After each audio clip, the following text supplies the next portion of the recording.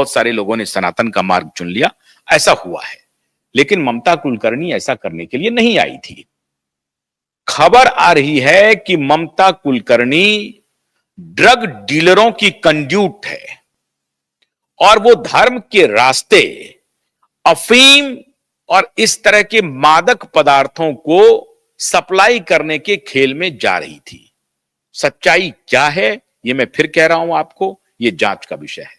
हो सकता है कि ममता कुलकर्णी वाकई में अपनी काली दुनिया से बाहर आने के लिए संन्यास के मार्ग को चुना हो, लेकिन संन्यास के मार्ग को अगर चुनना था तो किन्नर अखाड़ा क्यों चुना?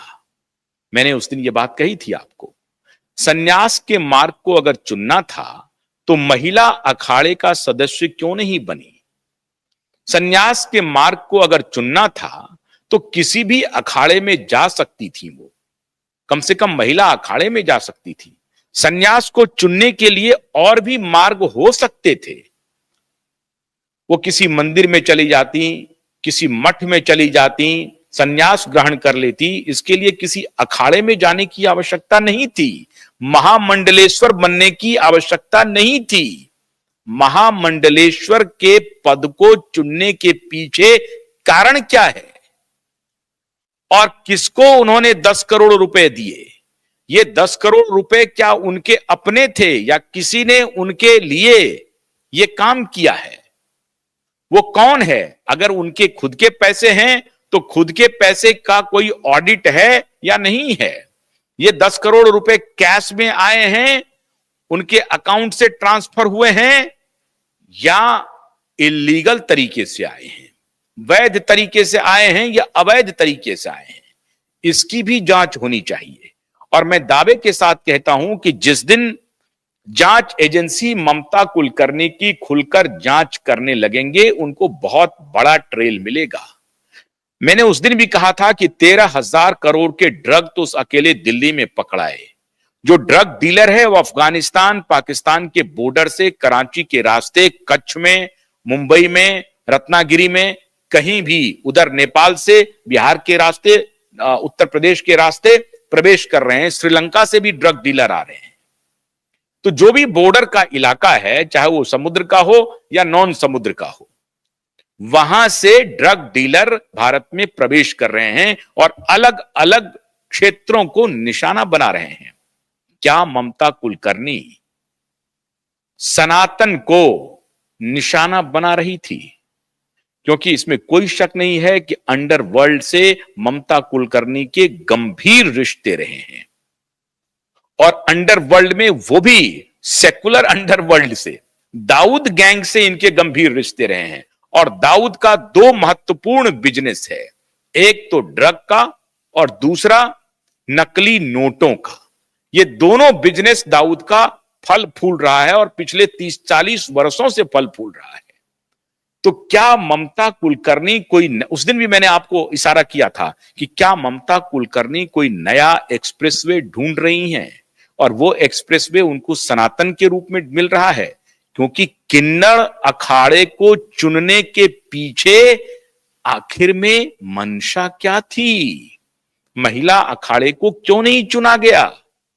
क्या ये बहुत बड़ी साजिश का फ्रंट वोमेन है ममता कुलकर्णी? बहुत बड़ी साजिश चल रही है देश को तोड़ने के लिए और नशे में एक पूरी आबादी को झोंकने के लिए।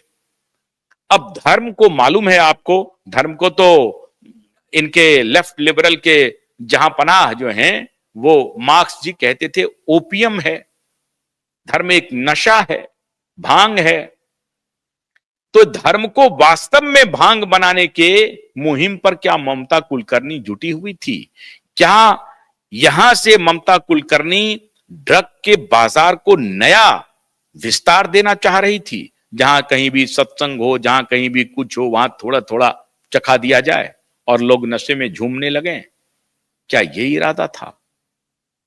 सनातन के माध्यम से ड्रग का बहुत बड़ा बाजार खड़ा करने की कोई बड़ी साजिश हो रही है अंतर्राष्ट्रीय स्तर पे।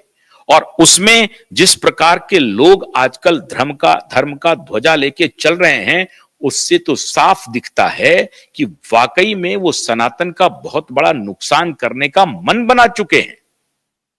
जो फर्जी शंकराचार्य बन रहे हैं, फर्जी जगत गुरु बन रहे हैं, फर्जी महामंडलेश्वर बन रहे हैं, ये सारी पदों का बंटवारा हो रहा है। चरस और गांजे का बड़ा जबरदस्त सेवन होता है, ये किसी से छिपा नहीं है। भांग का, गांजे का, नशीली पदार्थों का सेवन होता है, लेकिन खैर वो सनातनी परंपरा में एक ठीक एक सीमा में रह करके होती होगी। लेकिन इस नशे में कोई बड़ी नशीली पदार्थ का अब धीरे धीरे एक प्रकार से प्रवेश हो रहा है, और वो प्रवेश कराने के लिए माननीय ममता कुलकर्णी जी क्या फ्रंट वुमेन बनकर के आई थी ड्रग डीलरों का। क्योंकि महामंडलेश्वर बनने के लिए अगर 10 करोड़ रुपए देते हैं, क्यों? कोई तो पूछेगा क्यों? आपको पैसे हैं तो आप किसी अनाथाश्रम को दान दे दीजिए, आपको पैसे हैं तो आप किसी स्कूल को दान दीजिए, किसी अस्पताल को दान दे दीजिए, किसी ऐसे चैरिटेबल ट्रस्ट को दीजिए जो मानव के उत्थान के लिए बढ़िया काम कर रहा हो, वहां जाकर के भी आप सेवा कर सकते हैं। किन्नर अखाड़े का महामंडलेश्वर बनने के पीछे यह बात साबित हो गई है कि मंशा कुछ और है, साजिश बहुत गहरी है। इसलिए देश की सरकारों को और जांच एजेंसियों को चाक चौबंद रहना पड़ेगा ऐसे कैरेक्टर के ऊपर। और अगर ये सारी बातें, ईश्वर करे कि ये सारी बातें झूठ हो और उनका हृदय परिवर्तन हो गया हो और वो एक डार्क वर्ल्ड से रोशनी के दुनिया में लौट रही हो, जहां वो तमसो मां ज्योतिर्गमयो, मतलब अंधकार से उजाले की तरफ आ रही हो, तो बहुत अच्छी बात है। ऐसे में ममता कुलकर्णी को हमारी भी शुभकामना है अगर इस भाव से वो प्रवेश की हैं, लेकिन ये संदेह के घेरे में है। जांच एजेंसी को अपने कान नाक खोल के रखने चाहिए और ये पता करना चाहिए कि ममता कुलकर्णी की असली मंशा क्या थी जो उन्होंने 10 करोड़ रुपए दिए हैं महामंडलेश्वर बनने के लिए। ये खबरें आ रही हैं, 10 करोड़ देने की खबरें आ रही हैं। पुष्टि तो जांच एजेंसी ही करेगी और ममता कुलकर्णी ही करेगी। फिलहाल ममता कुलकर्णी के महामंडलेश्वर बनने पर जो बवाल हुआ, तो अब तो महामंडलेश्वर वो है नहीं। लेकिन सनातन को एक बार फिर से गंभीर चिंतन करना पड़ेगा कि फर्जी लोग, फर्जी महिला, फर्जी पुरुष किस प्रकार से सनातन की ध्वजा को आगे बढ़ाने का ढोंग रच रहे हैं। ऐसे लोगों से हिंदू धर्म को और सनातन को सावधान रहना पड़ेगा। बहुत बहुत शुक्रिया। नमस्कार।